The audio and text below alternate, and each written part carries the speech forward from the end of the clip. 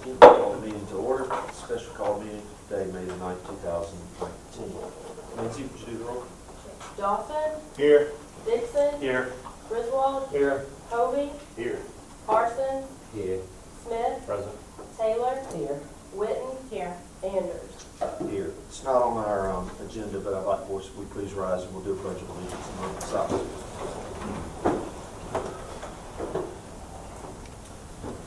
I pledge Allegiance to the flag of the United States of America and to the republic for which it stands, one nation, under God, indivisible, with liberty and justice for all.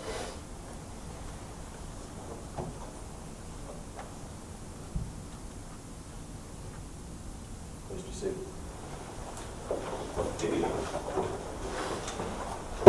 Mr. Buston?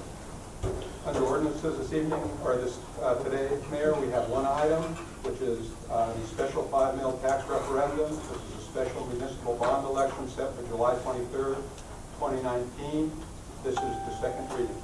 Move for approval. Second. We do have a motion second. This will be a roll call vote. Is that correct? Yes. Mr. Buston? All right. Discussion? Yes, I'd like to speak on behalf of this. I did not unanimous consent on Tuesday night, and I just want to give an explanation of why I did that. I have a statement I'd like to read. This election on the 5 mil is very important. I care deeply about our schools and want the best for the children in our community. That is why I denied unanimous consent on the special 5 mil tax referendum. This is about making sure that all of the stakeholders have an opportunity to voice their support for the ordinance. I would have never denied unanimous consent if it was going to negatively impact Auburn City Schools in any way. Based off the answers given by the questions I have asked during our packet meetings, council meetings, as well as going through the information in our packet, it is a fact that this vote that we are about to take does not in any way delay or impact the construction process of the two proposed projects. If you read the memorandum and the ballot, what the public will be voting on is the disbursement of money over the course of 30 years. The first expenditure of the money isn't until November 1st, 2020. The money being spent on the two projects are not the issue. It is my belief and the request of some of my constituents I have spoken with believe an August election date would give more opportunity to stakeholders to cast their ballot. That is what Tuesday night's decision was about, and that is why we're here today. I'm proud to be a product of Auburn City Schools. I graduated from Cary Woods Elementary in '96 and Drake Middle School in 2000. The schools have been around for a long time. I am certain the projects are needed, and I'm in complete support of the renovations and construction projects at the schools. At the same time, the 5 mil is the voting public's money, and as a person representing the citizens of Auburn, I want to make sure that the citizens have every opportunity to cast their ballot. Yes, absentee is an option, but it is not convenient. Making voting convenient so that more people vote is never a bad thing, and that is why I support having the election on either the second or fourth Tuesday in August. Thank you, Stephen. Anyone else? I have a question for the city manager. Sure. Again, what are the consequences of delaying the vote? As what I understand so far, that the request for bids has already been released by the school system, so that's already out there. There's nothing financially, well, that's what I'm asking. What is the financial impact? Because as Stephen mentioned, we don't have any payments on the bond until November of 2020. And the staff will continue to work toward the projected start date regardless.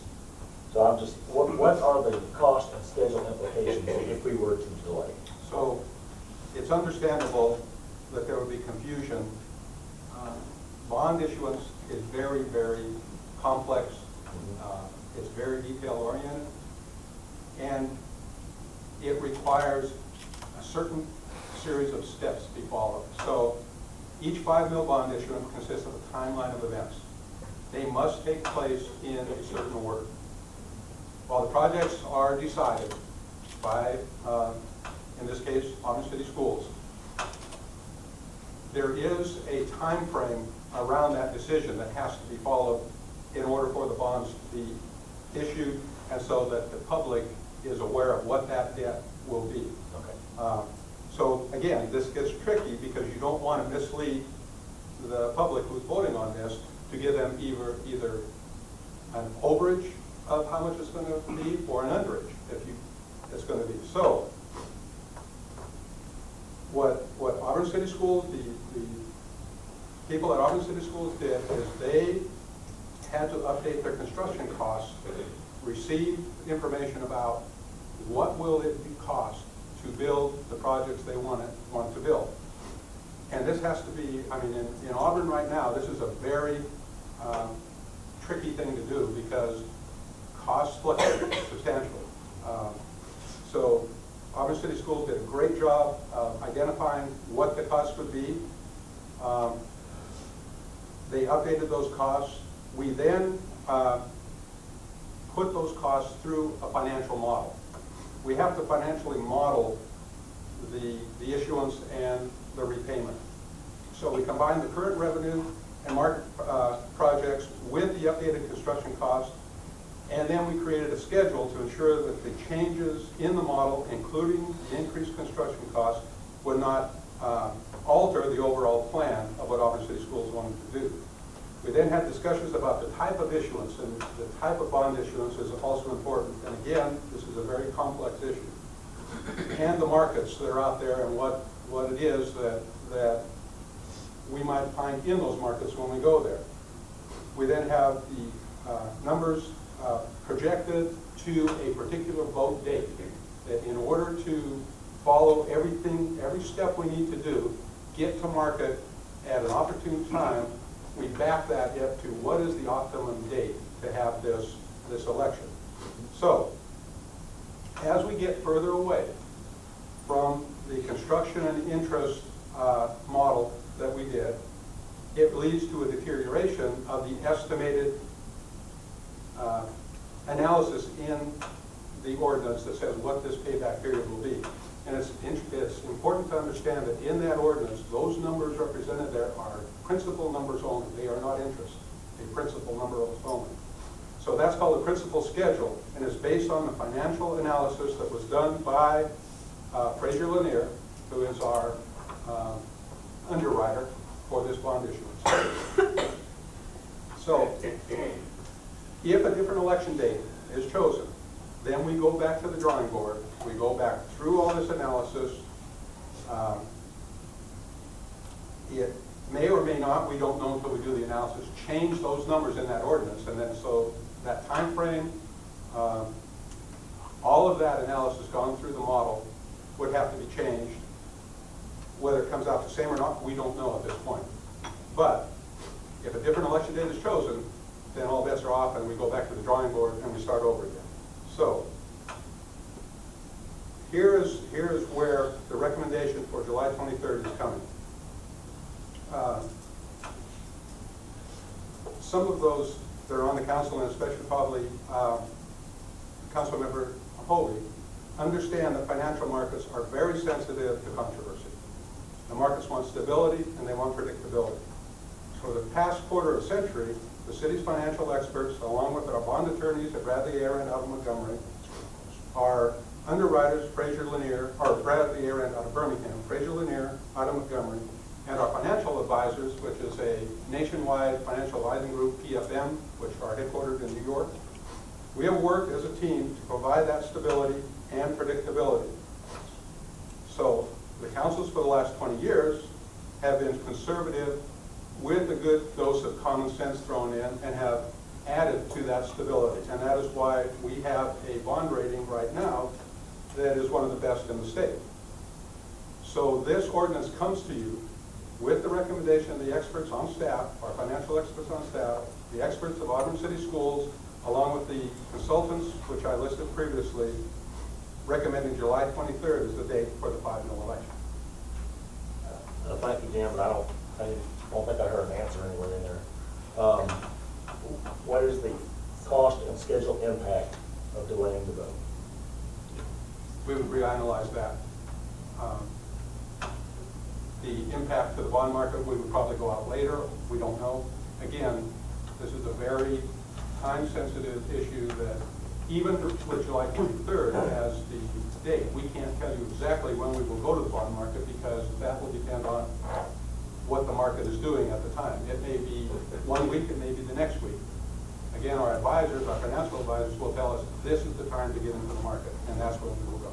Jim, one of the very first questions I asked, we were sitting in this room, and I asked specifically, would the date, if we had the date in August, would it change? Would it impact the school? And you said no, or you did not believe so, and you believe that the problem, or the issue is the amount of voters that would come out. I have it on video that specifically states that. And that is what I was basing my answer off of.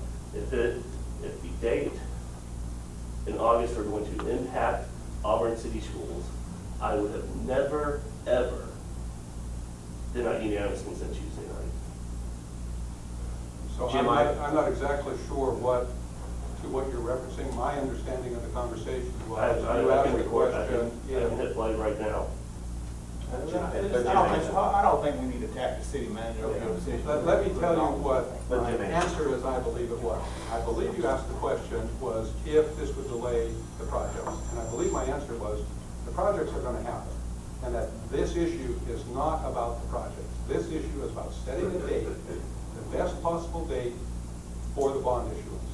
The projects are going to happen whether it comes out of the 5 mil fund. And again, this is something Auburn City Schools can answer, not me. But it's my understanding the projects are going to happen no matter what. What the council is debating here is not whether the projects are going to happen or not. What the council is debating is what is the best date to put out these bonds, which gives us the best return on our bond issuance. That's what the council is debating. And based on that research that you just said, the conclusion was July 23rd date would be the best, is that right? And based on the experts that we have in the city and the faith that we put in our full-time employees that have been around a lot longer than anybody on this council has to do the great work that they do for our city, is that right? And that includes the outside consultants we have as well, yes. Any other comments or questions? Which was my point Tuesday night, and I will, again, I always tend to jump in and belabor point. But, you know, I appreciate trying to accommodate as many voters as possible, obviously. I think that we could nitpick and try to, you know, determine, we wouldn't be able to determine whether the 23rd versus the 13th is going to be better for every single person. You know, there are going to be people that aren't going to be here on the 23rd and aren't going to be here on the 13th. I would contend that the 13th, 2 or 3 days after school starts, would be more of a burden for a family starting school, getting into a new routine outside their summer vacation, soccer practice, whatever it may be. You know, you're talking about a transitional period there of the first week of school versus the last week of summer vacation that may have some people out of town. We can argue those points all day long. At some point, we have to put our faith in these experts, people that have far more training and expertise and experience than I do, or frankly anybody up here. And so I don't like to see this council question so many opinions or you know, plans that are put out by our staff that you know, are so trying to do this. I don't see that as our role as council to question which streets to pave, you know, what date necessarily, arbitrarily what day to have an election. At some point we have to put our faith in our staff. And that's my issue with where we are today. It's nothing other than that. And so I'd like to put my faith in the experts and people that have put time into this rather than us trying to arbitrarily pick a date that may or may not be best for most people. It will never be able to. And just to confirm to follow the conversation we had prior to the meeting, we had an absentee ballot voting, correct? Yes, sir. And we had individuals, they'll know the date when they can come vote as well, correct? Yes. We'll have plenty of notice for We that. would expect that should you pick July 23rd, that the ballots would be ready by May 21st or 2nd. Given us basically 2 months of absentee ballot. I find it unusual. I'm just thinking about when I pretty much vote every time a box is open. And I hear the argument in contra in that everyone I'm standing in line with for 2 hours says, I wish we had early voting in the state of Alabama, or I wish I'm going to absentee vote the next time. I don't necessarily find a genuine argument to this issue to say we've got to move it so more people can vote so that they can walk to their voting box. Because that would be, in my experience in voting for 18 years, it's always, I don't want to wait in line. The lines are too long. So it's cognitive dissonance, or we're holding two different points in our head, whereas the reality is most people would like more options to vote, and that we do have this opportunity. We have absentee, and we're going to have a date certain, instead of focusing on moving so more people can stand in line. I just don't find that genuine in my personal experience with voting. You guys, anyone else? I like to add, I respect Mr. Dixon's opinion and what he felt. I felt like in his heart, he didn't think it would be a problem with it later. I don't think he did anything intentionally or wanted to hurt the school system in any way. I respect that. Can't hear you, Tom. But I respect Councilman Dixon's opinion. I don't think he meant to hurt the school system in any way. I think he's pro the school system very much, and he's got a right to deny unanimous consent on anything he wants to. I do think it's unfair to somewhat blame the city manager for anything like that, because I was in the same meetings, and I got the opinion it did need to happen on the 23rd. And had I had some reservations about it, I'd call Dr. Delano and said, how's this going to affect the school system by the deny unanimous consent? I don't blame you for voting like you did, but at the same time, I don't like coming here on this Thursday morning and blame the city manager, or try to put him on the spot. You made your decision, it's respected, and we'll move forward from there. I'd just like to point out, there's not a person up here that has evil thoughts about the school system. There's not a person up here that doesn't think the projects are essential and necessary and warranted and well-researched. I just don't want the public to think that this entire session this morning is characterized that the city council is anti-school. That's simply not the issue. The issue is simply a date. We all support the schools. We all want you to all do wonderful and great things. So I was just simply curious about the consequences. Since we're here this morning, I wanted to know what the consequences were. The dynamic of this city council, this present city council prior to, in contrast to our predecessors, I believe has brought public advocacy to the table in a greater manner than perhaps councils past. And I think Stephen Dixon's advocacy and my advocacy and many others on this council to date show that we have the public, that we reach out to the public, that we make connections with the public, we advocate for the public opinion, and it's evidence in the fact that we have brought, this new council has brought streaming to the city government, so that people can view the process of government, local government, at their convenience, in a time that's suitable to them. We also, most of us hold monthly, bi-monthly meetings where we sit among the residents of our ward, and we hear and we engage them, and we earnestly advocate for their opinions.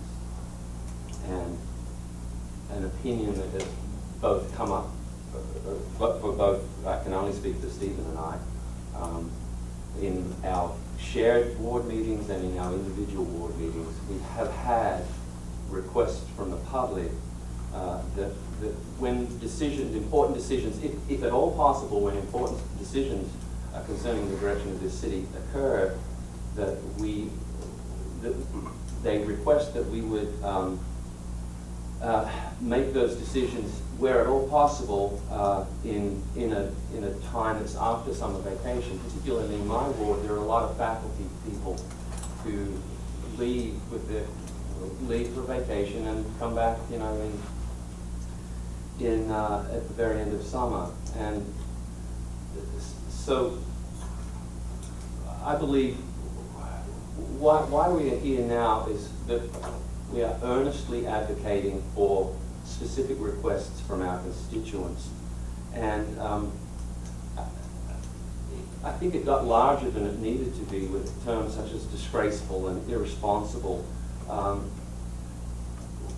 What I've not heard, particularly right now at this table, is the public's input to this.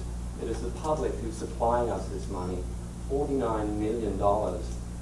This is a large sum of money that in our due diligence as representatives of the voting public, it's important for me to feel like that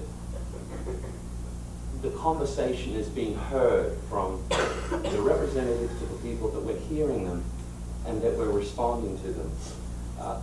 There has been some confusion about this, what the actual public is voting on. There are two distinct differences. Well, we were presented at the last City Council meeting with design presentations from Kerry Woods and from J.F. Drake.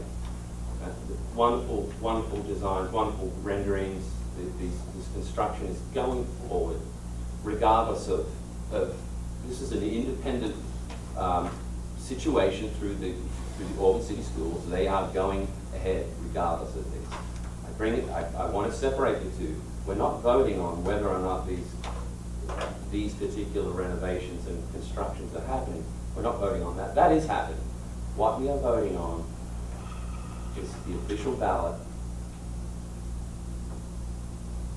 special municipal bond election, and it clearly states the sum of money, $46,090,000 bond issue, in the form of principal payments. The first payment occurs in this version of it. The first payment occurs November 1, 2020, in the amount of $680,000. Every November 1st, continuing yearly until 2049. That's 30 years. The final payment is $2,895,000 in 2049, 30 years from now. And we are talking about extending, giving the voting public an opportunity to vote in August. After summer has occurred, we're extending it possibly 3 or 4 weeks. And in a timeline of 30 years, I think it's very reasonable, and I think it shows goodwill from this City Council, particularly in my situation, because I'm directly involved with citizens who have brought this to me. I'm not arbitrarily making a decision. I believe I'm speaking to the connection that I am making with those in my ward, and I'm earnestly attempting to fulfill my promise and my duty to my representatives, to the constituents, I'm sorry. So all that to say, I spoke with Mr. Boston yesterday. We had a conversation, and he, and correct me if I paraphrase you incorrectly, he advised me that there will be minimal impact if we move the date forward. It just changes the process. It just changes the start date by which the connections are made from city staff to the appropriate agencies. Mr. Boston did say that should this continue on into 6 months or more, then it may become an issue concerning finances. But as it stands now, I don't think it's unreasonable to show to our voting public that we are listening to them and that we are responding with goodwill to move the date forward. Social media is a terrible thing, and it becomes a venue for misinformation and confusion. One of those things is from Councilperson Beth Whitten. What is happening, and I'm quoting her from her Facebook page, what is happening by denying this vote is the delay of desperately needed improvements to Kerry Woods Elementary School and Drake Middle School. That is just not the case. Those things are happening. That is not what we're voting on. We are voting on the disbursement of $49 million over a 30-year period. Councilperson Brett Smith, I'm quoting, unfortunately, necessary unanimous consent was denied, ultimately delaying the prospect of both projects, in parentheses, at this time indefinitely. That's not the case. We have to be honest to what is happening. We have to stay to the facts of the matter. The facts of the matter is the ballot talking about $49,090,000 disbursement over 30 years. I have 4 children. I have a 22-year-old who is a graduate of Auburn City Schools. He is now a graduate student in MIT. He proudly displays he proudly speaks of Auburn City Schools. He went through the IB program, and I'm so proud of him. I cannot speak highly enough of what this city school provided him. I have 3 other boys. I have a 12-year-old, a 9-year-old, and a 6-year-old, one of whom needs special attention. And Auburn City Schools deliver it, and I couldn't be more thankful. And my final point is that Stephen denying the unanimous consent, I fully support it. I think it's worthy of a further discussion, and I'm very proud of you. That's all I have to say. Thank you. I have a few comments. We're talking about getting the full picture. One of the things that we were presented a agenda item summary, and in this it says, today we're voting on an ordinance for a referendum. Is that right, Jim? We're voting on it. Okay. And if the voters of Auburn approve the referendum, the city will be authorized to use money from a dedicated property tax, the 5 mil tax. Correct. Okay. Mr. Parsons didn't bring that part up. This is the first part about the bond, and that money will be then used to repay the bonds, right? Correct. Okay. And then it goes on to say, state law restricts the use of the special 5 mil tax to repayment of money borrowed for the construction of voter-approved projects. Correct. The voter-approved projects. So they would have to approve Kerry Woods and Drake Middle School. In order for these funds to be used for Kerry Woods and Drake Middle School, they have to approve Drake Middle School and Kerry Woods as the project. Okay, all right. And then it goes on to say, approval of this referendum does not create a new tax or a tax increase, or authorizes the city to use the proceeds of an existing tax to repay debt issued to the finance voter-approved capital project. That's a true statement, right? You wouldn't, I mean, the city wouldn't present it something untruthful. No. I'm confused as why Mr. Parsons wouldn't present that in his diatribe attacking other council members. Talking about responsible and irresponsible, this responsible are the steps that you described earlier, Mr. Buston.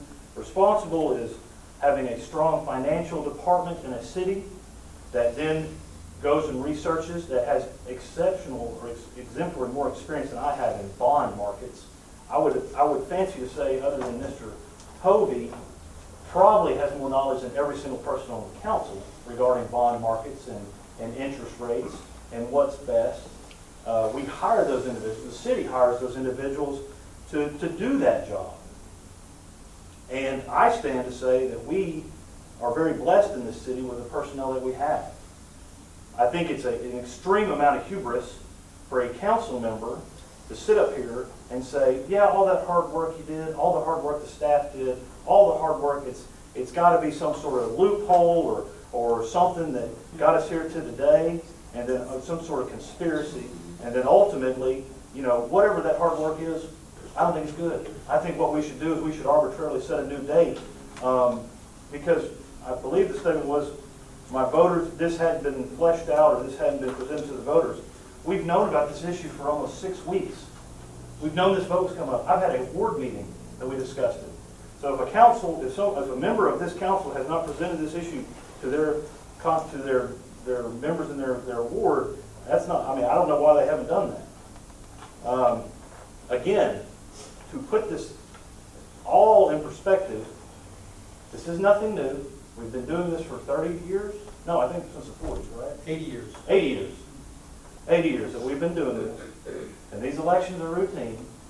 And unless members of this council intend to herd people to not vote in support of these projects, I assume these projects are going to be supported and going to be forwarded to make improvements to Drake Middle and Cary Woods, some of our older facilities,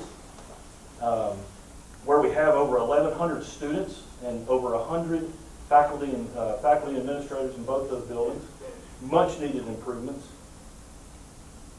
I cannot understand why we would kowtow or kowtow to a small amount of people when you have the ability to vote.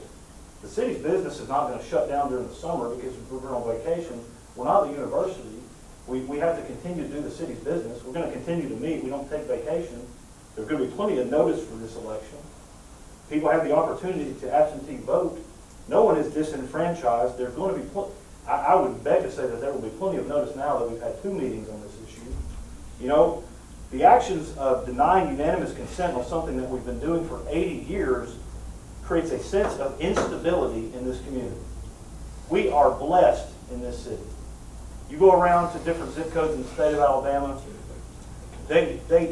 with going from how many people want to be in our downtown to how many people want to come in here and work and live and put their kids in school. We are blessed.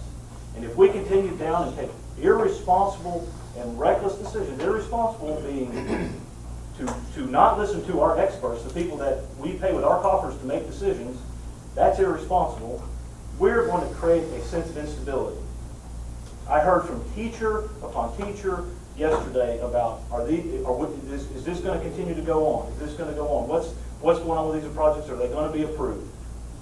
That's the actions that I don't know that our new council grasped how important that we set a tone of leadership in this community. And as Mr. Dixon said, if he had all the information, he would have not denied unanimous consent. Well, maybe, and as Mr. Parsons said, he met with you yesterday to get the full picture after the vote we took on Tuesday. That's irresponsible. We are to be better than that. Anyone else? All right. Mr. Mayor, Yes. Robert's Rules of Order calls that each person has one opportunity to speak, and it's your purview to address a second option to speak. So I made that information that you don't have a Rules of Order. And if there Are there any others that would like to speak that have not spoken yet? I think there's a couple of people that have not spoken yet.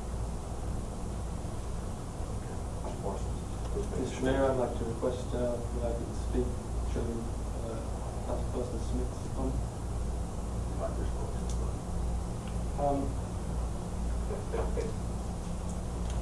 I just made a few notes, Councilperson Smith. I don't know why I just collect my thoughts.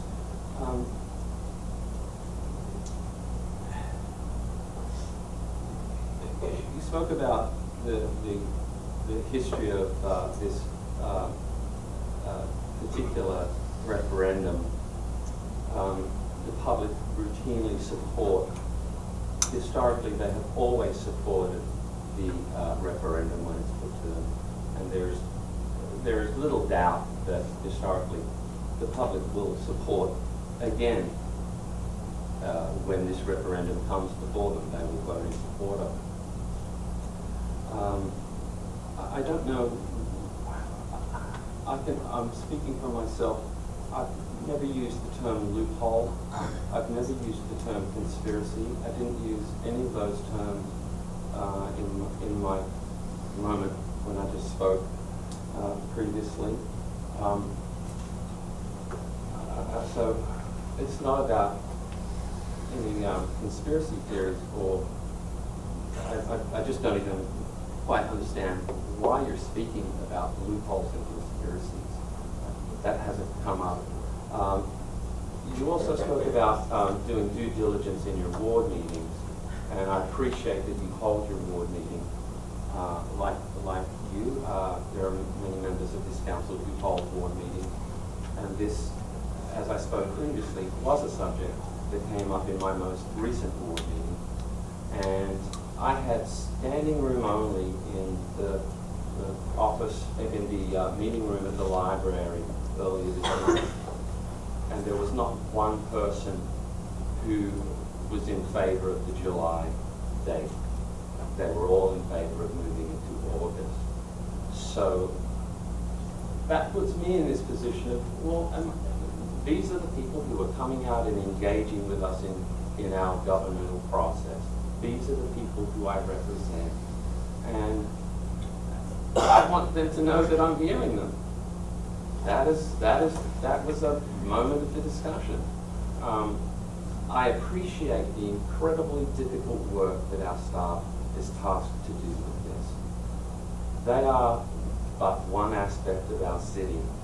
The other aspect of our city are people who put us in this position. The people whose tax dollars go towards the continuing excellence of our school system and our city in general. And I want to honor their opinions as much as possible. And I'm not in any way kowtowing to a small amount of people, I believe you said.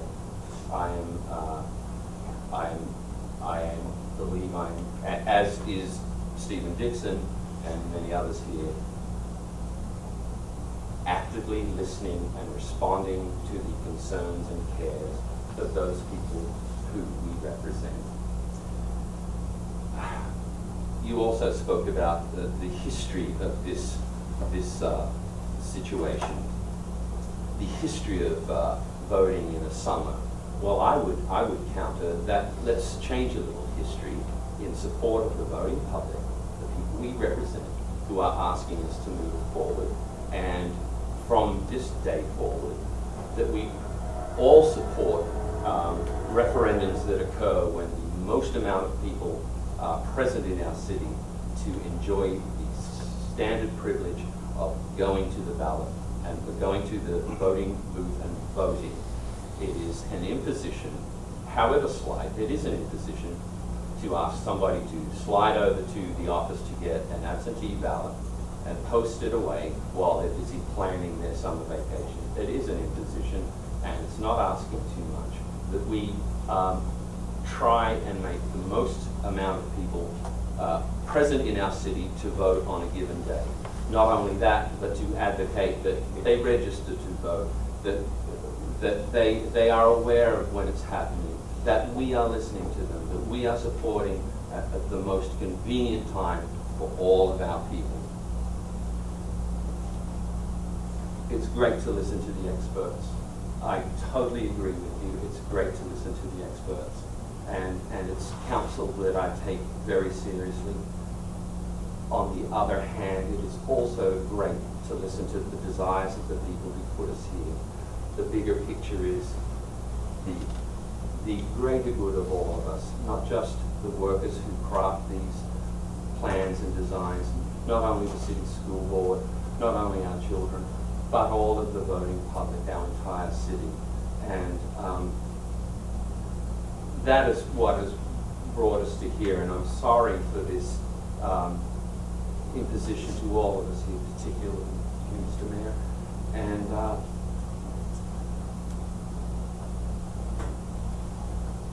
I'm not after theater, I'm not after drama, I'm just after good stewardship of our city. Okay. Anyone else who has not spoken? Taylor, speak. Thank you. Mayor, may I speak? Excuse me? May I speak? Yes. Folks, I'm just going to say it pretty plain. We have got to come together as a council. It's far too much bickering and far too much back and forth with each other. We can't keep doing it. We have been very blessed in this town to have an excellent school system. One of those blessings has been Dr. Karen Delano. She'd be a top random draft choice if this was the NFL. However, she has announced her retirement. And I would hate to think that some potential candidate for her job out there would look at this and say, why in the world would I go to Auburn when they're like this over just setting a date? It's not over approving the process, but just setting a date.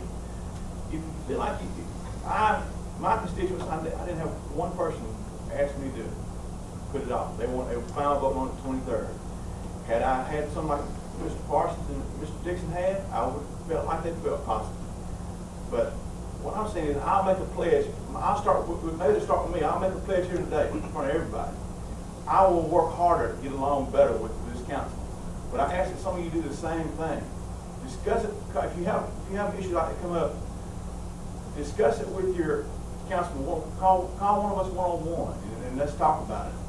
I know we can't all meet and talk about it because it's against meeting laws, but we could talk amongst ourselves one-on-one about it, and or call the city manager to talk about it. But there's no need for all this back and forth. There's no need for it. We're not setting a very good example to attract a candidate to lead our school system.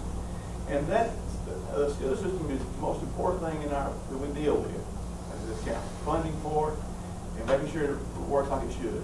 So I'm going to be the first to say I'll make the pledge here today. I'll be more cognizant of what I'm doing and try to work with everybody here. But I'd like everybody else to do the same thing. This has got to stop. We can't continue to be back and forth with each other's throats like this. Thank you, Mayor. Thank you, John. Anyone Well, else? I guess I didn't have anything to say, but I do have something to say. You know, I have to come forward today to try to come to this because I thought it was so simple and easy and to the point. But, you know, just listening, it's almost like we discussing or talking about what the public is supposed to be voting on, and we're not really sticking to the subject of the dates. So I'm thinking that we're here today to debate about the date. And we have, from what I'm listening at, has really gotten off the subject. Everybody has an opinion, okay? So I don't think that when people give an opinion on this council, I may not feel the way Kelly feel, or Kelly may not value my opinion, but at the end of the day, we all got to vote on it. So everybody vote according to opinions. So that's not just this, that's every subject that we vote on. But today, I'm thinking that we're just here to decide on a date, but we're going through all of this about what's on this. I guess everybody on it, it's been said from everybody that, you know, what's on the agenda about the date and what's in this. So now we explain to the public what this I guess what you call it, a 5 meal thing is all about, instead of the date. I'm ready to vote. So that's all I got to say. I got to go to work.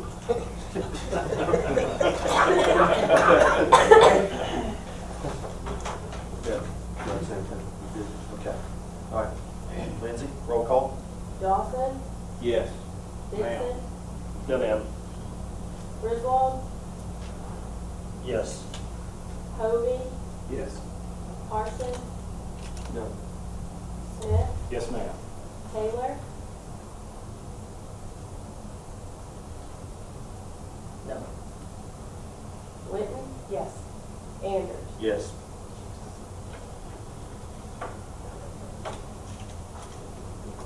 I wasn't gonna say anything. Is all that all going on? But I think it's important to say something. Everyone up sitting up here is unique and special and has something to give the city. Every one of you. We don't have to have the same hobbies. We don't have to enjoy the same music or wear the same clothes or live in the same neighborhoods. But we're all here to make Auburn better.